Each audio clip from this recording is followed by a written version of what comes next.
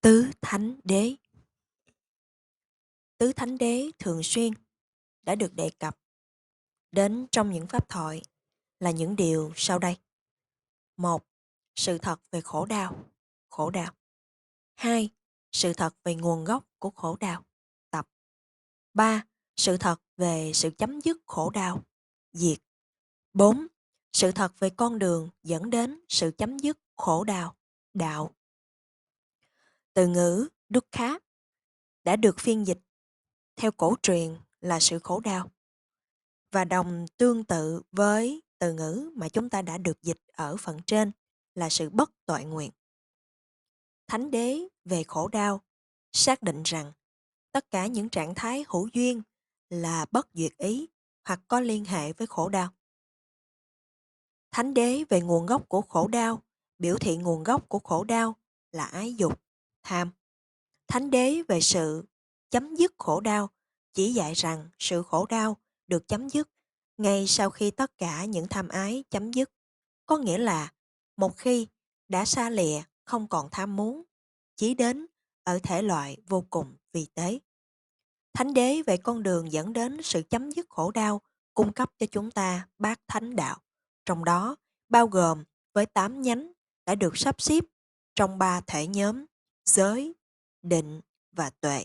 Giới, chánh ngữ, nói lời chân chánh; chánh nghiệp, hành động chân chánh; chánh mạng, nuôi mạng chân chánh; định, chánh tinh tấn, nỗ lực chân chánh; chánh niệm, ghi nhớ chân chánh; chánh định, định thức chân chánh; tuệ, chánh kiến, nhìn thấy chân chánh; chánh tư duy, nghĩ suy chân chánh.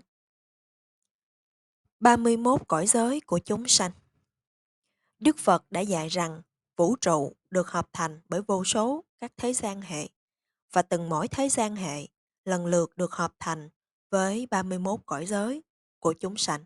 Đó là 4 cõi vô sắc giới của chư Phạm Thiên.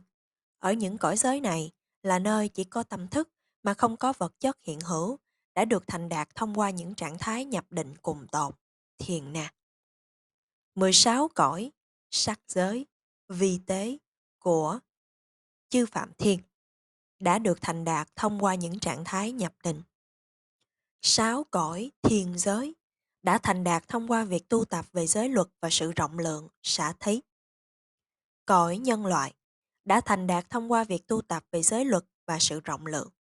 4 cõi giới thấp kém, súc sanh, ngạ quỷ, quỷ dữ hay còn gọi là Atula, địa ngục, đã đạt đến thông qua những ác hạnh.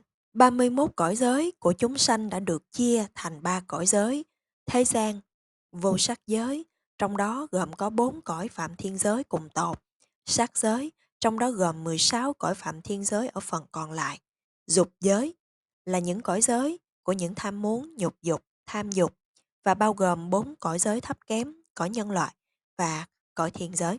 Những chúng hữu tình đã được tộc sanh trong những cõi giới sai biệt nhau là tùy thuộc vào ý hạnh hoặc ý nghiệp đã tạo tác ở ngay trong thời điểm lâm chung, tử.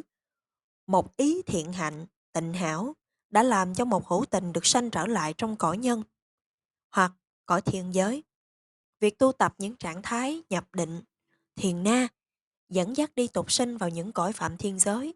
Nếu như ngay thời điểm lâm chung tâm thức là bất thiện, có nghĩa là bị phủ che bởi sự tức giận, tham lam, sợ hãi, lo lắng, những trạng thái tương tự như vậy, thì mãnh lực được phát sanh do bởi tâm bất thiện này sẽ dẫn tới hậu quả là tục sanh vào trong 4 cõi giới thấp kém của chúng sanh.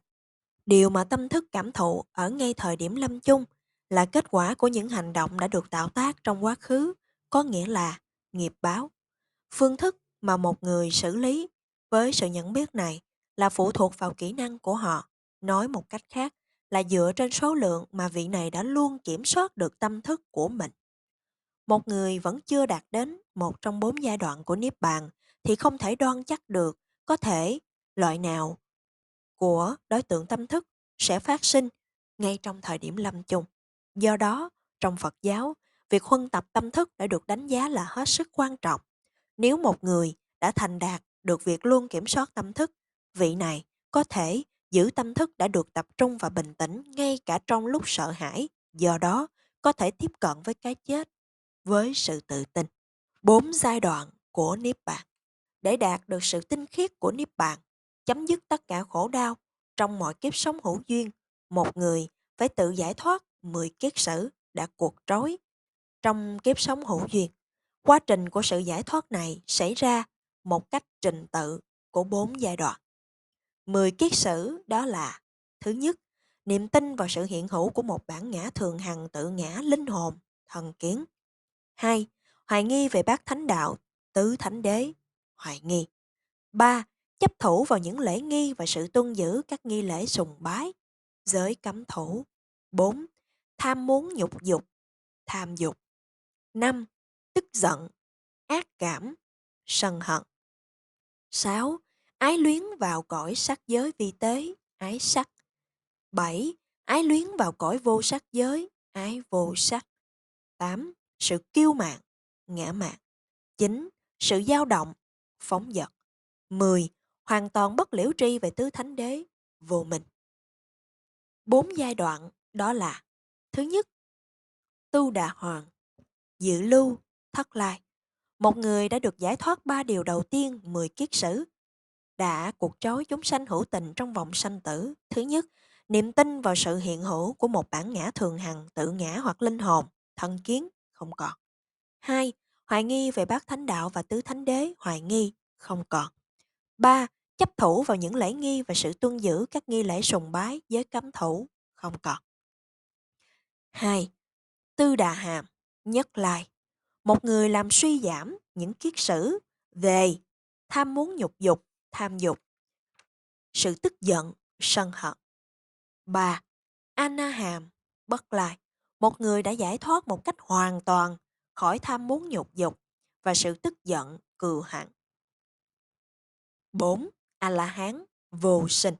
Một người đã hoàn toàn giải thoát một lần và vĩnh viễn khỏi ái luyến về cõi sắc giới, vì tế, ái luyến vào cõi vô sắc giới, sự kiêu mạn, sự dao động, hoàn toàn bất liễu tri vào tứ thánh đế, đều dứt hẳn. Từng mỗi một giai đoạn đã thành đạt kết quả. Giai đoạn đạo, giai đoạn quả. Đây là một thuật ngữ kỹ thuật nhưng lại được sử dụng một cách phổ biến trong Miến Điện như là những từ đồng nghĩa cho Niết Bàn. Những người mà đạt đến một trong những 4 giai đoạn này được biết đến như là những bậc thánh nhân, những bậc cao quý.